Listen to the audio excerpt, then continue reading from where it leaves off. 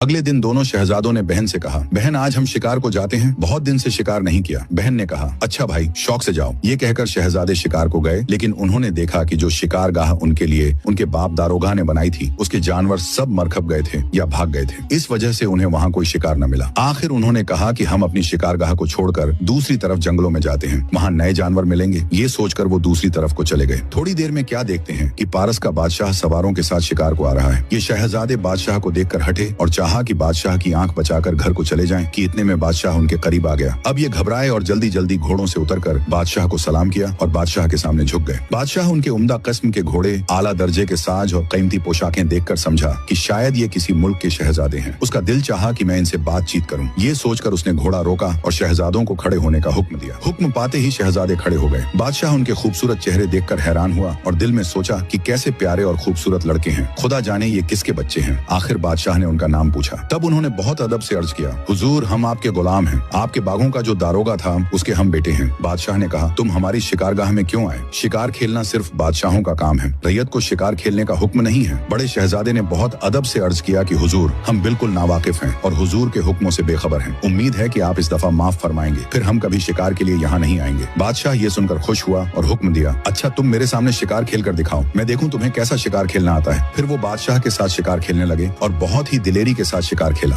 दोनों शहजादों ने 2 और शेर मारकर पेश किए। फिर बादशाह ने शहजादों से कहा कि अब तुम मेरे सब शिकारी जानवरों को मार डालोगे। लो अब बस करो, मैं तुम्हें देखकर खुश हुआ हूँ, अब तुम मेरे साथ चलकर खाना खाओ। शहजादों ने अर्ज की कि हुजूर आपने हम पर बहुत ही बड़ी मेहरबानी की है और हम गरीब तो इस लायक नहीं कि आप जैसे बादशाह के साथ खाना खाएं, लेकिन अगर आपका यही हुक्म है तो खैर हम कल हाजिर होंगे, आज माफ फरमा दें। बादशाह ने कहा, क्यों, तुम आज क्यों नहीं जाते? इस पर दोनों शहजादों ने अर्ज की, हुजूर हमारी एक छोटी बहन भी है और हम तीनों बहन भाई एक दूसरे की इजाजत के बिना कभी कोई काम नहीं करते। अब अगर हम आपके साथ चले गए तो हमारी बहन हमारे इंतजार में परेशान रहेगी। बादशाह ने कहा, मैं इस बात से बहुत खुश हुआ कि तुम बहन भाइयों में ऐसी मोहब्बत है कि एक दूसरे के बिना कोई काम नहीं करते। अच्छा तुम अब घर जाओ, मगर कल को अपनी बहन से पूछ कर आना, हमें मिलना और हमारे साथ खाना खाना।